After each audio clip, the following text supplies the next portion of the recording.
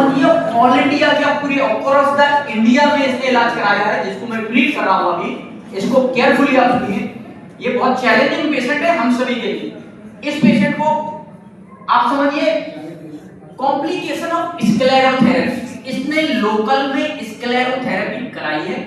इसके बाद severe pain and burning sensation over the anal canal पर। इसके बाद मैंने इसको क्या किया कि plan for the complication of sclerotherapy under evaluation मैंने इसका डायग्नोसिस किया था। इसके बाद कंजर्वेटिव ट्रीटमेंट विद बस्ती मैंने प्लान किया था। पेशेंट गॉट 60% रिलीफ, बट फिर plan for the investigation MRI फिस्टुलोग्राम कराया। इसके बाद में एमआरआई फिस्टुलोग्राम कराया तो एक न्यू चीज इसमें फाइंड आउट हुई, फिस्टुला इन एनो।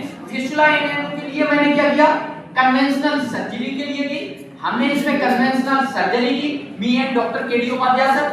इसके बाद सर्जरी के after that 1 month panic persist, pain इसमें बना रहा पेशेंट को। इसके बाद 2 नवंबर 2023 he has taken opinion of Dr. V.N. Tripathi sir. He advised Charshut ligation. Me and Dr. V.N. Tripathi sir done the Charshut ligation have done 3rd November को। After 1.5 month patient fistula tract held but panic persist, continue pain है इस patient को। इसके बाद जनवरी 2024 में he had taken opinion All India Institute of Ayurveda. He has taken treatment for 1 month but symptomatic relief हुआ, panic persist, continue। इसके बाद 20 मार्च 2025 को doctor Rohit Gupta MDM gastro, इन्होंने सिग्मोइडोस्कोपी और एमआरआई पेल्विक रीजन एडवाइस किया इसी पेशेंट को। इसके बाद क्या हुआ, सिग्मोइडोस्कोपी में आप देखिए फाइंडिंग इस पेशेंट की। सिग्मोइडोस्कोपी ने सर ने क्या किया, स्मॉल इंटरनल हेमोराइड बताया, प्रोक्टोसिग्मोइडाइटिस बताया, इन्फेक्टिव आईबीडी बताया और फाइनली सर ने जो डायग्नोसिस किया एमआरआई पेल्विस और सिग्मोइडोस्कोपी और इसका बायोप्सी, इन तीनों को थ्रू सर ने जो डायग्नोसिस किया वो किया है फाइनली डायग्नोसिस इन्फेक्टिव कोलाइटिस। ये डीएम गैस्ट्रो ने इनको इन्फेक्टिव कोलाइटिस करके इनको बताया और इसके लिए ये एमआरआई की रिपोर्ट है। इसमें एमआरआई में जो आया diagnosis post operative focal scarring in anal canal 9 and 4 o'clock position. Already बिल्कुल, क्योंकि पहले से पोस्ट ऑपरेटिव पेशेंट है तो एमआरआई में यही शो होगा क्योंकि ओल्ड स्कार है।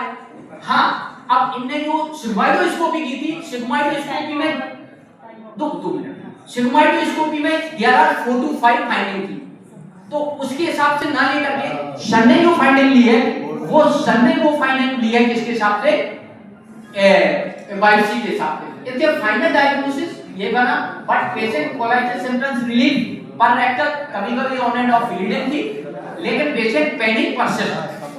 इसके बाद 10/11/2025 को again taken by my opinion, मैंने इनकी प्रोक्टोस्कोपी की, डिजिटल फिंगर एग्जामिनेशन किया और प्रोविजनल मैंने डायग्नोसिस इनकी क्रोनिक प्रोक्टाइटिस बताई।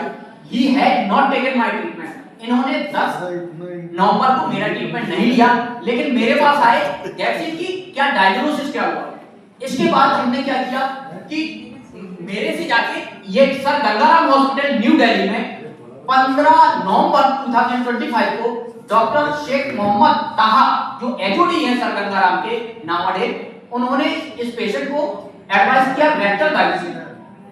रेक्टल बायोप्सी के बाद ये ताहा सर का प्रिस्क्रिप्शन लेटर है और इसके बाद उन्होंने फोकल कॉल्प्रोटेक्टिन भी कराया, उसमें नेगेटिव ही निकला, सीपीआर भी नथिंग ही समझिए। इसके बाद 13 दिसंबर 2025 को रेक्टल बायोप्सी की रिपोर्ट इनकी आई और उसमें निकला माइल्ड नॉन स्पेसिफिक प्रोक्टाइटिस। इसी पेशेंट को फिर इस पेशेंट ने 15 दिसंबर 2025 को again he is taken my treatment from 15 December 2025 till now.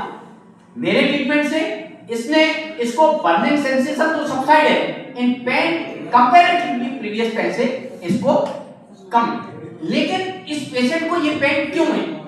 इसने प्रयागराज के मेडिकल कॉलेज में मोर देन 6 मंथ इलाज कराया, बॉम्बे भी इलाज कराया बॉम्बे में, लेकिन इसको पेन क्यों है उसका मैं कंक्लूजन बताता हूं। एक्चुअली स्क्लेरोथेरेपी के कारण, स्क्लेरोथेरेपी का कॉम्प्लिकेशन है, अगर एक माइल्ड कॉम्प्लिकेशन है, एक क्रोनिक कॉम्प्लिकेशन में परसिस्ट पेन, वो पेन इसको बना हुआ है। Thank you so much.